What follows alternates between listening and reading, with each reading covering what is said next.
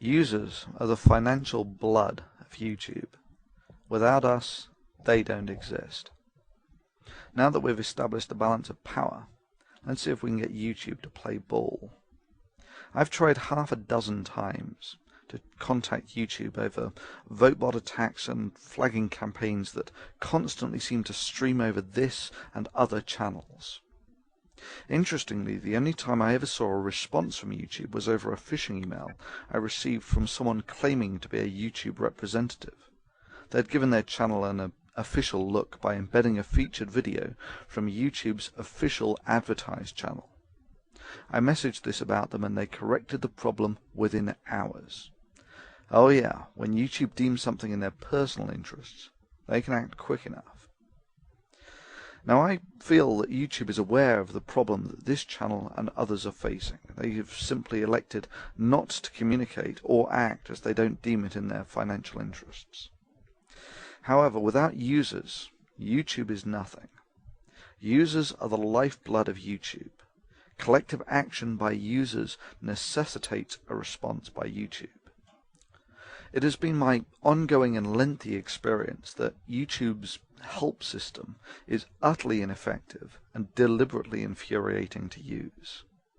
It has become clear to me that YouTube not only reads messages sent to its advertised channel, but rapidly acts on them when it's in their best interests.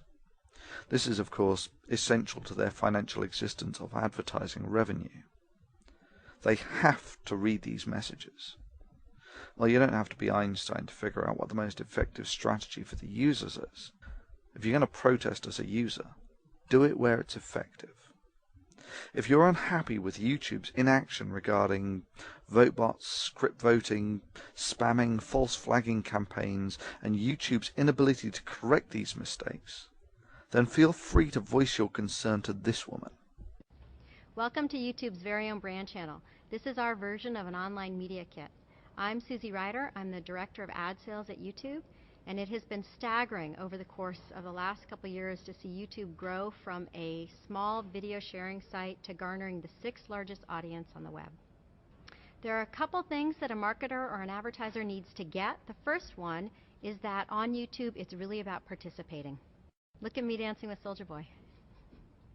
I'm participating. You heard Susie. It's all about participation. You can take her up on her offer and contact her either directly through YouTube's advertised channel or via the link provided. Basically, Google Susie Ryder's name. Now, I have no doubt that a company like YouTube will do their best to get the spam filters on this first thing Monday morning. So if you want your voice to be heard, it's best to use unique wording and probably include the odd line about advertising, etc. Be creative. And yeah, it has occurred to me that YouTube might shut me down for this. I'm sure they could spin this into a violation of some sort. Hell, the guidelines are so vague that anything could be a violation. Well, anyway, that's for them to do the cost-benefit analysis on. For me, this is simply a calculated risk.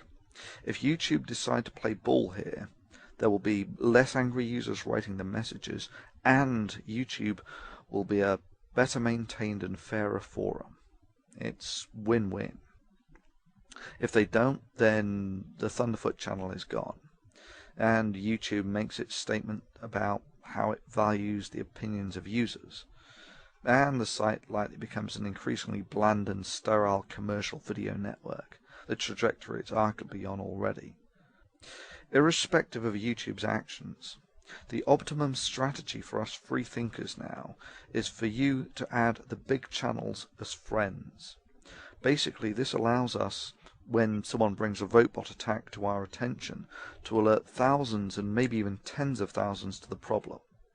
This is a form of workaround for dealing with symptoms. Only the system engineers can provide a cure. And yeah, that's you, YouTube.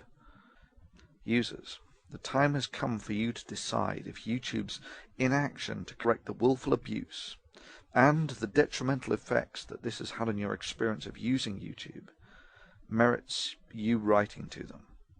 Your collective actions will decide the outcome. To a very large extent, you, the YouTube community, will get the forum it deserves. Success or failure now lie within the hands of the users.